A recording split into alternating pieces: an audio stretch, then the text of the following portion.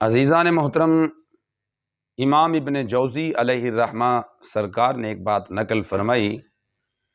آپ فرماتے ہیں کہ ایک شخص ابو عامر نام کا تھا، وہ بازار میں گیا کوئی چیز خریدنے کے لیے، اور جب اس نے بازار سے چیزیں اور اشیاء وغیرہ خرید لیں، خریدنے کے بعد اب وہ سوچ رہے تھے کہ کوئی ایسا مزدور مل جائے جو میرا سامان اٹھا کر میرے گھر میں چھوڑائے۔ اب ابو عامر ادھر ادھر دیکھتے ہیں تو ان کی نظر مختلف مزدوروں پر پڑی، لیکن اچانک وہ دیکھتے ہیں کہ ایک 12 سال کا بچہ ہے، وہ بھی ان مزدوروں میں شامل ہے۔ تو آپ اس کے قریب گئے اور فرمایا، بیٹا کہ میرا سامان ہے، اس کو میرے گھر میں چھوڑاؤ۔ تو اس بچے نے کہا، چچا میری کچھ شرائط ہیں، میں آپ کا سامان لے کر جانے کے لیے تیار ہوں۔ ابن جوزی فرماتے ہیں کہ اس بچے نے جب شرائط کی بات کی تو میں نے فرمایا، بیٹا بتاؤ کون سی شرائط ہیں؟ اس بچے نے عرض کی، چچا شرط نمبر 1 یہ ہے کہ میں آپ کا سامان اٹھا کر تو لے جاؤں گا، لیکن لوں گا صرف 1 روپیہ، 1 روپے سے کم بھی نہیں لے سکتا، 1 روپے سے زیادہ بھی نہیں لوں گا۔ کہیں آپ میرے کام سے خوش ہو کر مجھے زیادہ دیں تو میں وہ بھی قبول نہیں فرماؤں گا، اور آپ اگر اس بات کی طرف رضامند ہوتے ہیں کہ آپ میرے اجرت میں کمی کرتے ہوئے 1 روپے سے کم دیں گے تو میں یہ بھی قبول کرنے کے لیے تیار نہیں ہوں۔ امام ابن جوزی علیہ الرحمہ سرکار فرماتے ہیں کہ ابو عامر نے کہا، ٹھیک ہے، اس بات پہ میں ایگری ہوں، یہ آپ کی شرط کو میں مان لیتا ہوں۔ فرمایا دوسری شرط؟ اس نے کہا، چچا دوسری شرط میری یہ ہے کہ اگر راستے میں کہیں نماز کا وقت ہو جاتا ہے تو اس وقت میں آپ کا غلام یا آپ کا خادم نہیں رہوں گا، بلکہ میں خدا کے حضور سرب سجود ہو جاؤں گا۔ تو امام ابن جوزی علیہ الرحمہ سرکار فرماتے ہیں کہ ابو عامر نے کہا، فرماتے ہیں کہ اس بچے نے جب یہ شرط لگائی کہ میں اللہ کے حضور سر بسجود ہو جاؤں گا تو میں نے اس کی وہ شرط بھی قبول کر لی۔ ہم چل پڑے کہ ابھی راستے میں ہی تھے کہ ادھر سے مسجد سے آذان کی آواز آئی۔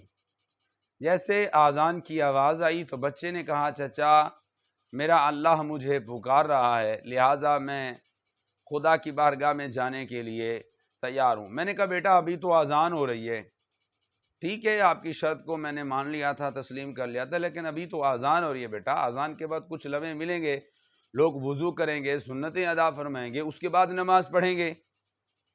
تو مؤذن نے پھر آگے کہا، اشہد ان محمد الرسول اللہ۔ بچے نے پھر کہا، اس نے کہا، چچا میرا خدا مجھے پکار رہا ہے، میں جا رہا ہوں نماز کے لیے۔ ابو عامر کہتے ہیں میں نے پھر کہا، بیٹا ابھی تو اذان ہو رہی ہے، اذان کے بعد کچھ لمحہ ملے گا، اس کے بعد نماز میں بھی پڑھوں گا، تم بھی اکٹھے پڑھ لینا۔ تو فرماتے ہیں جیسے مؤذن نے کہا نا، حی علی الصلاح، حی علی الفلاح، حی علی الصلاح اور حی علی الفلاح، ان الفاظ پر پہنچا تو بچے نے کہا، اس نے کہا، چچا یہ پڑا ہے تیرا سامان روڈ کے اوپر پھینک کر۔ بچہ چل پڑا، اس نے کہا، چچا ہم بے نمازیوں کے سامان نہیں اٹھاتے، یہ مت سمجھنا کہ 1 روپے کے اندر ہم نے ایمان ہی بیچ دیا ہے۔ فرمایا ہم ایمان بیچنے والوں میں سے نہیں ہیں۔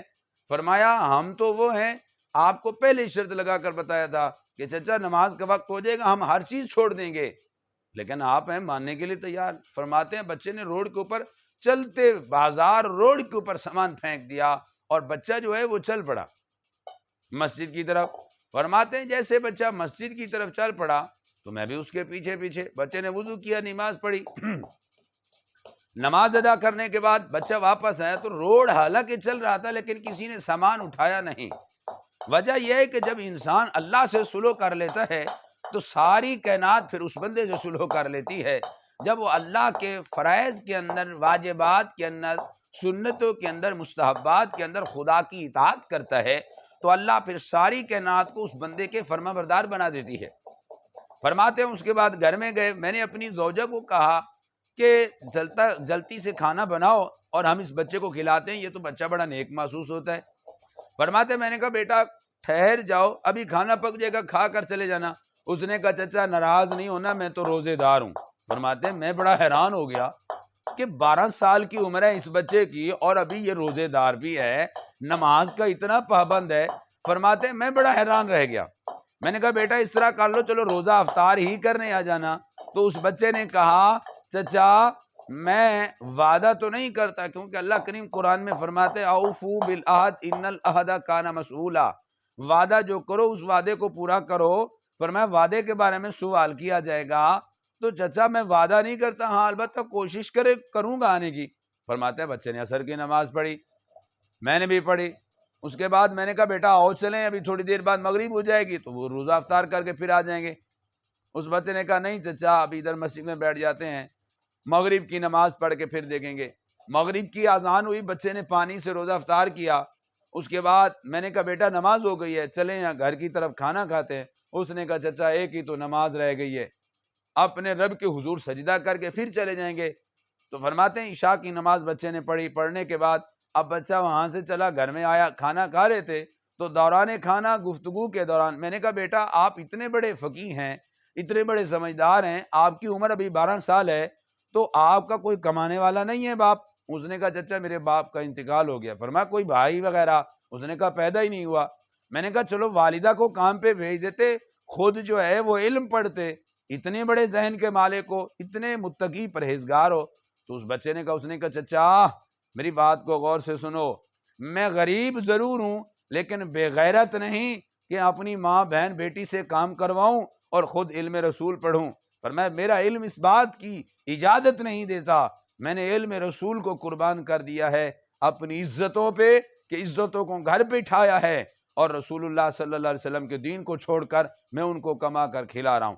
امام ابن جوزی علیہ رحمۃ سرکار فرماتے ہیں ایسے غیور لوگ بھی ہمارے اسلاف میں گزرے ہیں، تو خدائے تعالیٰ کی بارگاہ میں دعا ہے کہ اللہ ہمیں بھی ایسے غیور مسلمان نصیب فرمائے اور ہمیں خود بھی ایسا غیور مسلمان بنائے۔